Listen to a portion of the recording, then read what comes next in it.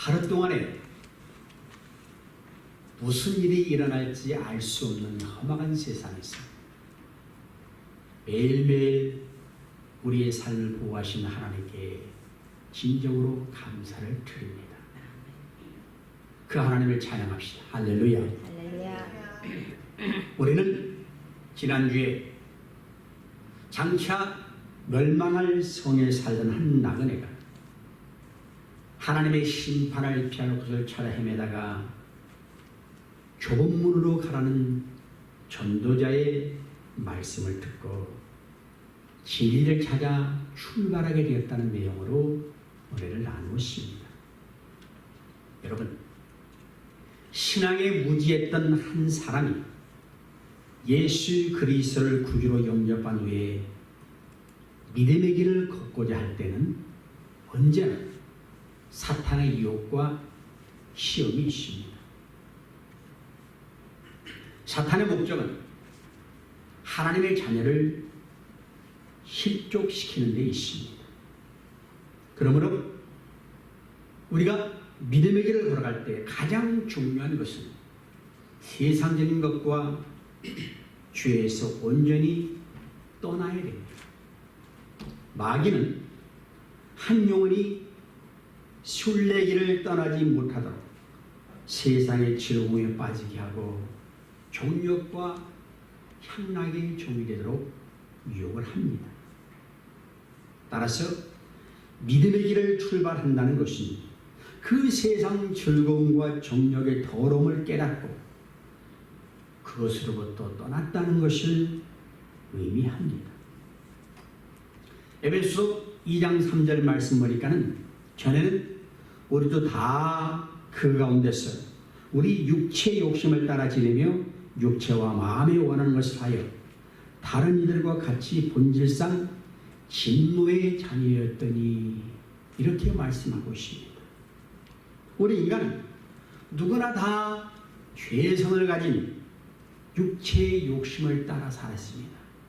돈에, 이성에, 명예와 권세에 대한 욕심이 있습니다. 구원받기 전에 우리도 본질상 진노의 자녀였습니다. 요한복음 3장 36절 말씀 보니까는 아들을 믿는 자는 영생이 있고 아들을 순종치 아니하는 자는 영생을 보지 못하고 도리어 하나님의 진노가 그 위에 머물러 있느니라. 그렇게 말씀합니다. 영원히 멸망받아 마땅한 우리가 하나님의 은혜로 구속함을 받은 천국 백성이 되었습니다. 그래서 오늘 내가 이 시간 복음을 듣는 자체가 세상에서 가장 행복한 자라는 사실을 기억하시기 바랍니다. 예수 그리스도를 통한 구원의 복은 엄청난 삶의 변화를 가져옵니다. 구제불능의 삶에서 헤매던 자가 변화를 받아서 새 사람이 되고 정욕의 노예가 되어 부패한 삶을 살던 자가 복을 듣고 새로운 자로 변화받아 그렇게 인생을 살게 됩니다. 그런데 이 복음이 일으키는 놀라운 변화의 삶은 언제나 하나님이 어떤 분이시고 내가 누군지를 깨닫는 데서부터 시작이 됩니다.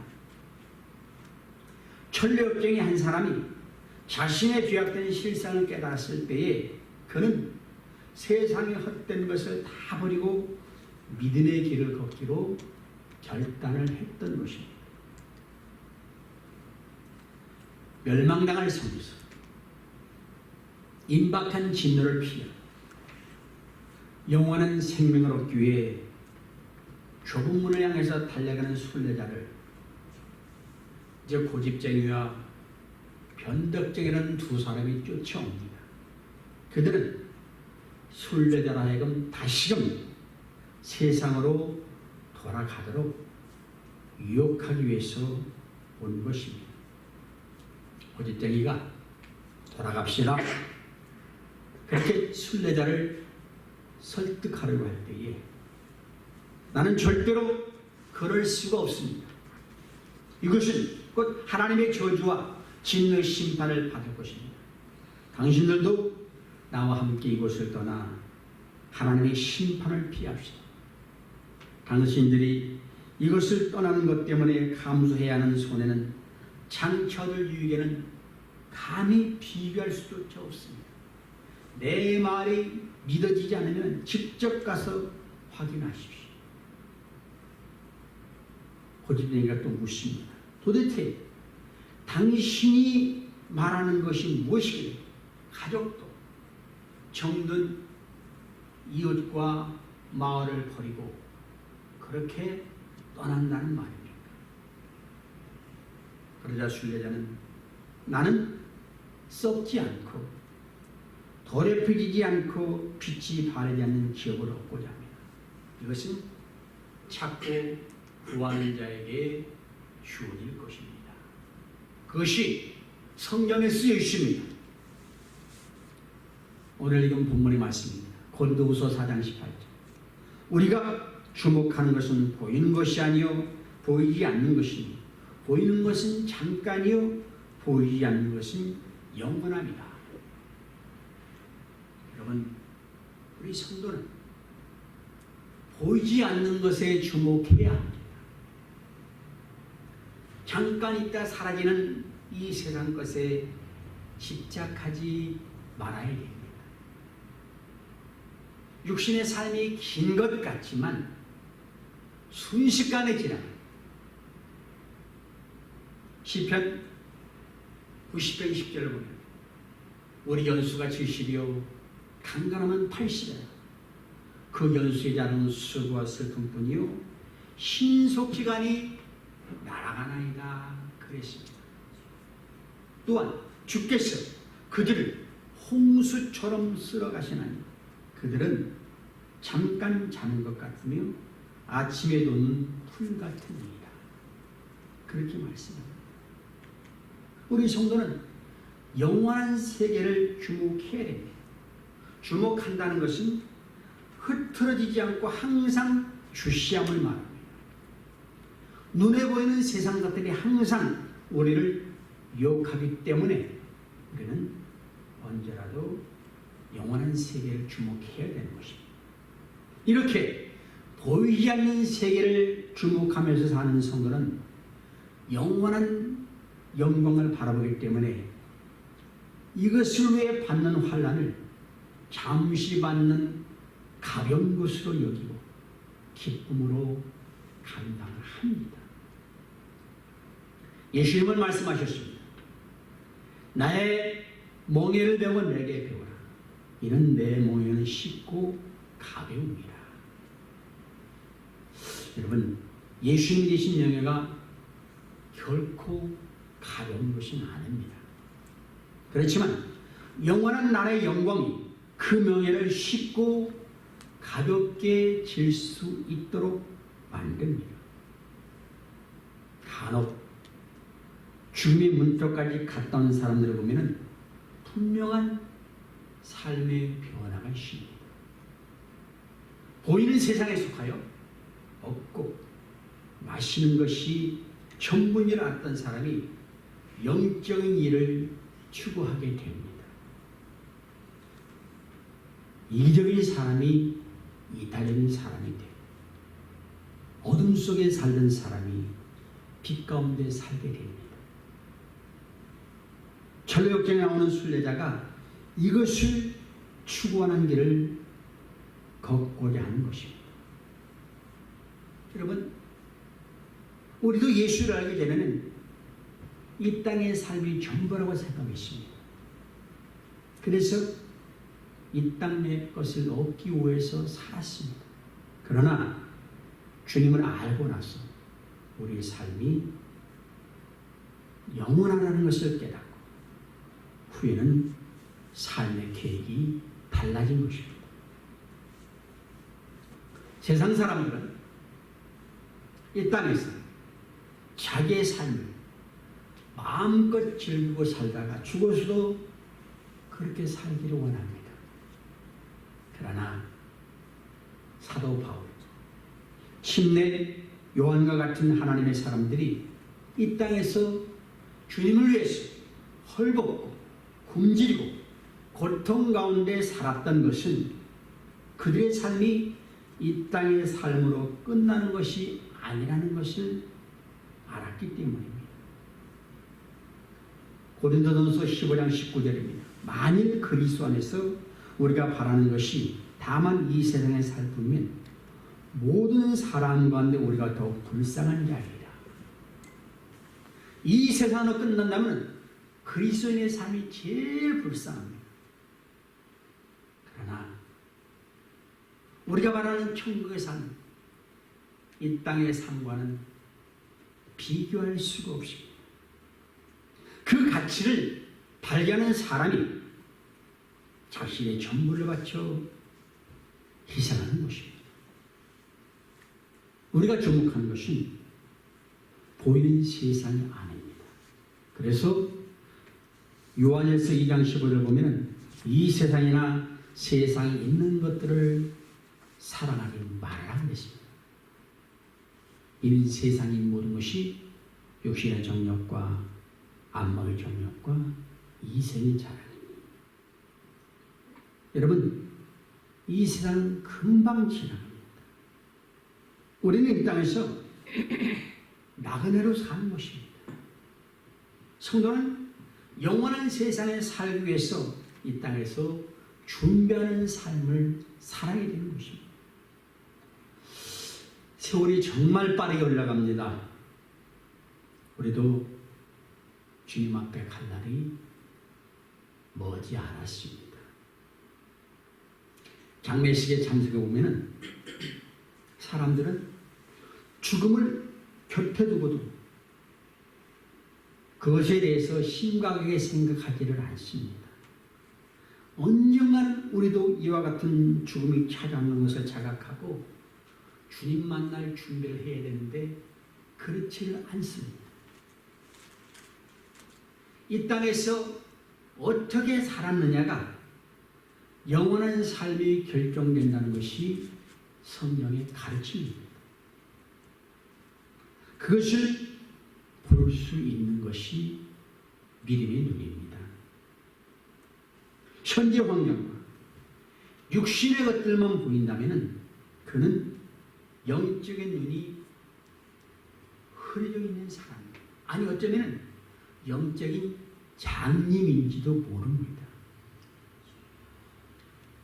믿음의 눈이 밝을수록 우리는 영원한 곳에 내 삶을 투자하게 되어 있습니다.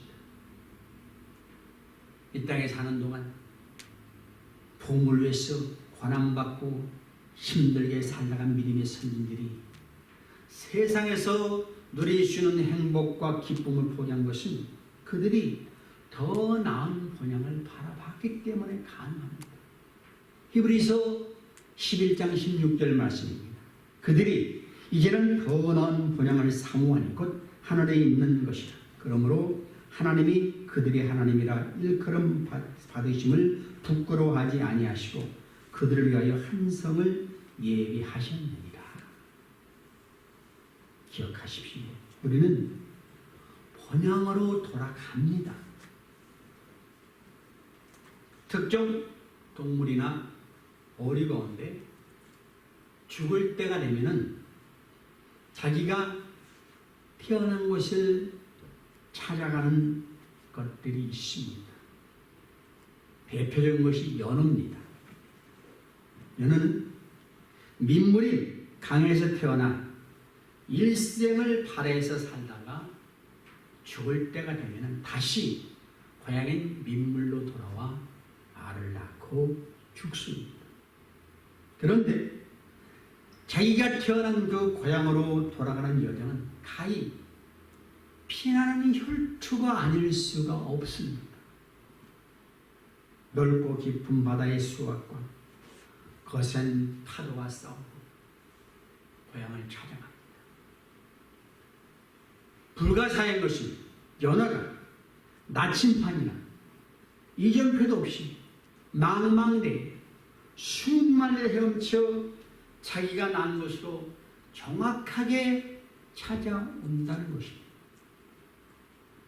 이것이 무엇을 말해줍니까? 연하가 그렇게 지혜가 있다는 것입니까? 아닙니다.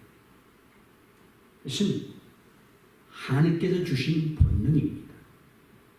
이것을 회귀 본능 또는 귀소 본능이라 그렇게 말합니다. 자, 한낱 미물도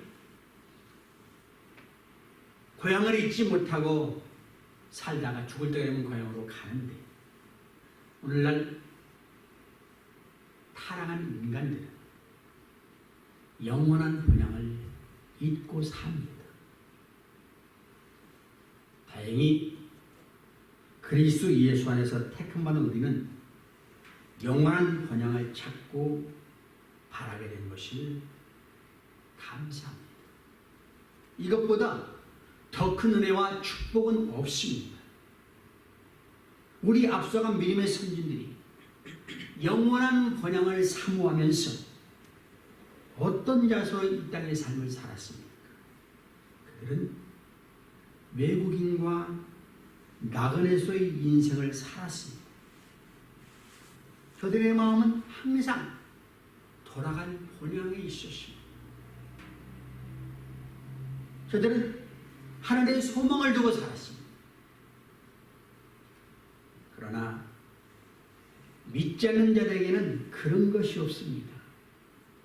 저들의 소망은 오직 이 세상뿐입니다. 오로지 보이는 육체만을 위해서 삽니다. 죽어서 묻힐 명당 자리를 준비합니다. 그럼 뭐합니까?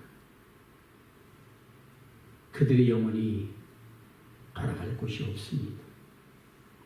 하나님의 심판대 앞에 서야 되는 운명입니다. 너무나도 안타까운 현실입니다. 여러분, 우리 소망은 보이는 것에 있는 것이 아닙니다. 보이지 않는 세계, 더 좋은 곳을 바라봅니다. 하나님께서 준비해 놓으신 영원한 처소를 소망하는 것입니다. 이 땅의 삶은 잠시 머물다가는 나그네입니다. 언젠가 육신의 장막집이 무너질 때가 있다는 것을 기억해야 됩니다. 그때는 하나님께서 우리를 위해서 예비해 놓으신 하나님의 나라를 유업으로 받게 될 것을 믿으시기 바랍니다. 고린도후서 5장 1절입니다. 만일 땅에 있는 우리의 장막집이 무너지면 하나님께서 지으신 집, 곧 손으로 지은 것이 아니요 하늘에 있는 영원한 집이 우리에게 있는 줄 아나니, 그렇게 말씀을 합니다. 이 땅에서 내가 주님을 위한 고난을 받는다. 그것이 우리에게 더 좋은 것을 주시기 위함입니다. 주를 믿는 수많은 사람들, 더 나은 본향을 위해서 투자하는 삶을 사는 것입니다. 그들의 눈에는 그것이 보이기 때문입니다. 여러분의 가치관이 그것을 가치 있게 여기지 않는다면 어쩔 수 없습니다. 이 땅에서 삶과 천국에서 삶 중에 나는 이 땅을 택하겠습니다 하는 분이 계시다면 한번 생각해 보시기 바랍니다. 이 땅에서 나는 앞으로 얼마나 살 것인가, 또 죽음 이후에 하늘나라에서 얼마나 살 것인가. 지혜로운 자는 영원한 삶을 위해서 이 땅에서 주를 위해서 사는 삶을 선택하는 것입니다. 여러분은 지혜로운 자가 되시길 바랍니다. 여기 순례를 따르는 고집쟁이는 이 세상의 일시적인 즐거움을 인생 목표로 삼고 그렇게 살기 때문에 영원한 것을 보지 못하는 자입니다. 세상의 안락함과 즐거움이 그에게는 신이기 때문에 그것을 포기하고 보이지 않는 영원한 것을 추구하는 순례자의 말이 그렇게 어리석게 들릴 수가 없었습니다. 고린도후서 4장 4절을 보면 그 중에 이 세상 신이 믿지 아니하는 자들의 마음을 혼미케 하여 그리스도 영광의 복음의 광채가 비치지 못하게 하니 그리스도는 하나님의 형상입니다. 여러분, 우리는 사탄의 시험을 이기고 영원한 세상을 볼 줄 알아야 됩니다. 이제 멸망할 도성이 있습니다. 임박한 진노를 피하고 영원한 생명을 얻기 위해 좁은 문으로 함께 가자는 순례의 요청을 고집쟁이가 무시합니다. 그는 자신의 인생 경험과 철학이 더 중요하다고 생각을 하고 성경은 가치 없는 것으로 멸시하고 있습니다. 그런 낡고 시시한 책은 집어치우시고 그리고 나와 함께 돌아갑시다. 고집쟁이는 이렇게 무지와 편견으로 자신을 우상으로 섬기는 자, 또 급하게 화를 내는 성품을 소유하고 있습니다. 이런 태도는 교만에서 나오는 것입니다. 자기의 생각과 맞지 않으면 화부터 내고 상대방을 비난합니다. 여러분, 순례자와 고집쟁이의 차이가 무엇인지 느껴지십니까? 순례자는 자기 고집을 버리고 하나님의 뜻에 자신을 굴복시키는 삶을 살기 시작했습니다. 물론 그도 한때는 고집쟁이였습니다. 잘못된 것을 고집하고 그릇 행하던 자였지만 그런 삶이 결국은 지옥으로 떨어진다는 것을 알고 자기 고집을 내버리고 하나님의 뜻에 자신을 굴복시키는 삶을 시작했습니다. 반면에 고집쟁이는 여전히 자기 고집으로 스스로를 속이고 있습니다. 이것은 그 심령이 완악해서 영적인 눈을 감은 상태이기 때문인 것입니다. 마태복음 13장 15절 말씀은 이 백성들의 마음이 완악하여서 그 귀는 듣기에 둔하고 눈은 감았으니 이는 눈으로 보고 귀로 듣고 마음으로 깨달아 돌이켜 내게 고침받을까 두려워함이라 하였느니라 그랬습니다. 너무 다릅니다. 그리고 순례자는 영원한 지업의 중요성을 깨닫고 그것을 얻기 위해서 세상의 일시적인 것들을 다 포기했습니다. 즉 값진 진주 하나를 얻기 위해서 자기의 모든 소유를 다 파는 모습과 같습니다. 반면에 고집장에는 그것을 어리석게 보았습니다. 왜 그렇죠? 부활을 발견하지 못했기 때문에.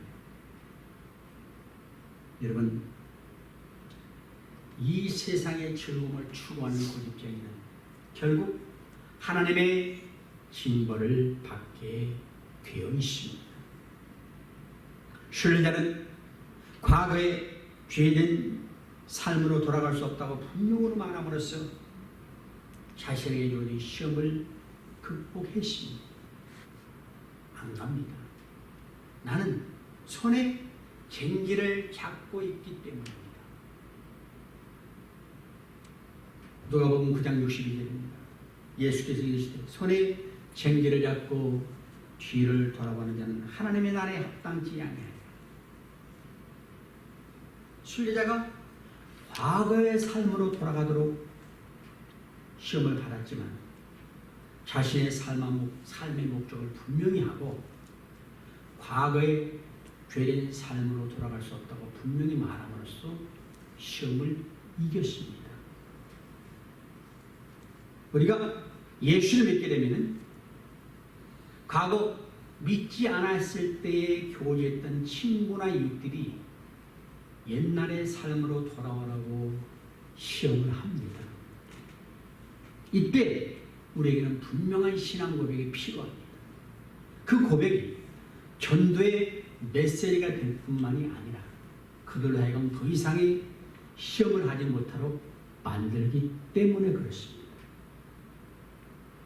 우리 성도의 삶은 언제 어디서나 사탄과의 영적인 전투, 평생 그 싸움을 해야 됩니다. 디모데후서 2장 4절 보면은 군사로 다니는 자는 자기 생활에 얽매는 자가 하나도 없다. 이는 군사로 모집한 자를 기쁘게 하려 합니다. 군인이 자기 마음대로 생활을 못하면 명령에 따라야만 합니다. 우리는 하늘나라의 군사입니다. 하늘나라의 군사는 모든 무거운 것과 얽매여 신 죄를 벗어버리고 인내로서 우리 앞에 당한 경주를 해야 되는 것입니다. 우리는 이미 하나님 나라를 확장할 쟁기를 손에 잡은 자입니다. 쟁기를 잡은 농부가 뒤를 돌아볼 수가 없습니다. 앞에서 소가 이끄는 뒤를 돌아보면 일이 진행되지 않습니다. 우리 성도는 가장 먼저 소명의 구체적으로 확고하게 서 있어야 돼요. 나는 하늘나라의 군사다. 그것을 이루기 위해서 소원과 열정이 뜨거워야 돼요. 말하자면 예수를 따르는 일이 가족들과 작별하는 것과는 도무지 비교할 수 없을 정도로 소중한 일이라는 것을 절감할 수가 있어야 됩니다. 우리 주위를 한번 돌아보시기 바랍니다. 예수를 모르는 불쌍한 영혼들이 얼마나 많으십니까? 그들의 영혼을 예수님 앞에 인도하는 일이 가족들과 함께 즐겁게 보는 일보다 더 중요하게 여겨지는가 생각해야 됩니다. 물론 그렇다고 일상사를 무시하라는 뜻은 아닙니다. 각자가 처해진 장소에서 주님의 일을 진정 감사와 기쁨으로 감당하라는 것입니다. 한 번뿐인 인생 얼마나 짧습니까? 실패하면 다시 만회할 기회가 영영 오지 않습니다. 정말 후회 없이 내 인생을 예수님과 함께 아름답고 거룩하게 가꿔야 되지 않겠습니까? 뒤를 돌아보는 만큼 내 인생은 낭비입니다. 하나님의 일은 하나님이 하십니다. 우리는 그분을 바라보면서 그분께 의탁하며 따르기만 하면 됩니다. 다만 뒤를 돌아보지 마십시오. 여기 고집쟁이가 변덕쟁이에게 순례자를 버려두고 집으로 가자고 합니다. 놔둬라, 저 사람 예수 믿게. 근데 변덕쟁이는 마음의 변화가 생겼습니다.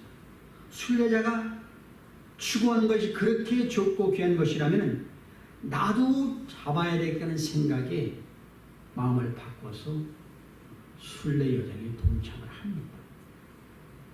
상황이 묘하게 돌아가는 것을 감지한 고집쟁이가 변덕쟁이를 붙들고 늘어집니다. 가지 말라.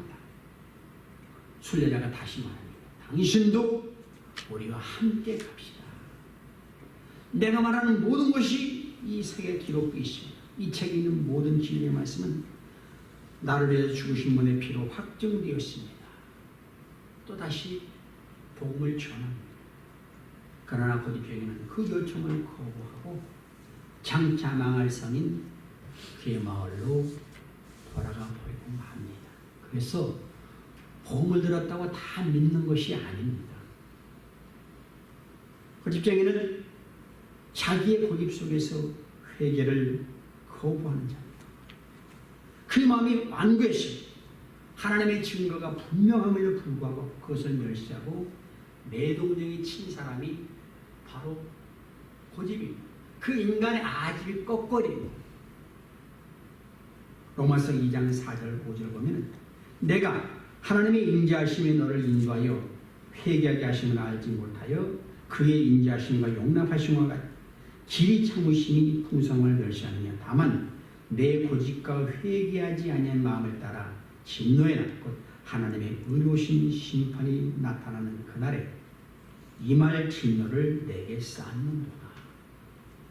그렇게 말씀합니다. 남의 죄는 판단하면서 정작 자신을 회개하지 않고 하나님의 심판을 무시한 자는 하나님의 더 큰 심판을 받을 수밖에 없습니다. 장차 하나님의 진노에 곧 하나님의 의로우신 판단하신 그날이 반드시 옵니다. 그렇게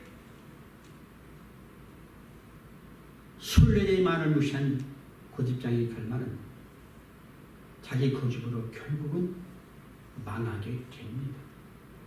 이것을 이사야 50장 6절에는 우리는 다 그릇하여 각기 제 길로 갔거늘 그랬습니다.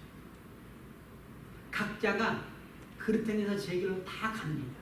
그런데 여호와께서는 우리 무리의 죄악을 그에게 담당시키셨다.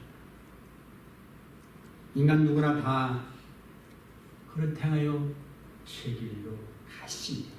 저도 마찬가지입니다. 그런데 여호와께서는 우리 무리의 죄악을 예수님에게 담당시키셨습니다. 그 은혜를 깨닫고 감사하는 여러분 되시기를 주의 이름으로 부탁을 드리겠습니다. 이제 변덕쟁이와 함께 걸어가는 순례의 길에 어떤 길이 될 것인가 다음 시간에 거쳐서 또 살펴보도록 하겠습니다. 오늘 말씀 듣고 하나님 앞에 결단을 드리는 시간이 같습니다. 하나님